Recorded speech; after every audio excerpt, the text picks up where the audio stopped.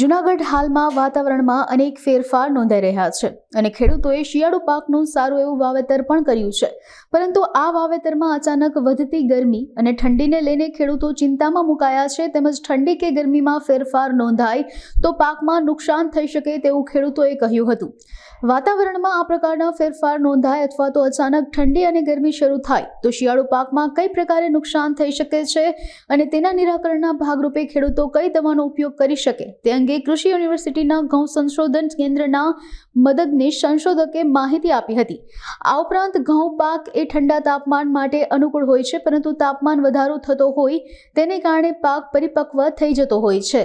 ખેડૂત મિત્રો, આમ જોઈએ તો ઘઉં પાક છે એ ઠંડા તાપમાન માટે અનુકૂળ હોય છે, પણ ઘણી વખત એવું હોય છે કે પાછતરું જ્યારે જાન્યુઆરી મહિનાના એન્ડ બાજુ જઈએ ત્યારે તાપમાન સડન વધારો થતો હોય છે.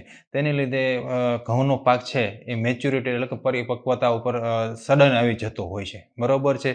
તો એ એક કુદરતી વાતાવરણના ફેરફારને લીધે થતો હોય છે, જેની અંદર કોઈ માનવ સર્જિત હોતું નથી, જેથી કરીને એની અંદર પાક પરિસ્થિતિની અંદર કોઈ પણ પ્રકારની દવા છાંટવાની જરૂરિયાત રહેતી નથી અને પાક છે એ વહેલો મેચ્યોર થઈ જતો હોય છે. એટલે જે ઠંડી વધ અને ઘટનો જે છે એની લીધે પાકની પરિસ્થિતિ ઉપર એની પરિપક્વતા અથવા તો પાકવાના દિવસોની અંદર વધઘટ જોવા મળશે.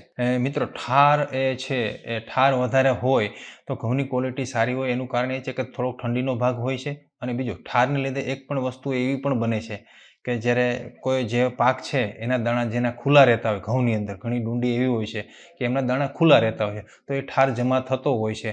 તો જો સમયસર ઉડી નહીં અને જો પ્રકાશ ન પડે તો એ કાળા ટપકામાં પણ પરિવર્તિત થતો હોય છે, જેને લીધે ઘણી વખત ક્વોલિટી બગડતી હોય છે. પણ જો ઠાર હોય અને જો સમયસર ઉડી જતો હોય, ઝાઝો સમય દાણા ઉપર ન રહેતો હોય, તો એની ક્વોલિટી ઠંડીને લીધે સુધરતી પણ હોય છે ને આમાં કોઈ દવાની જરૂર રહેતી નથી.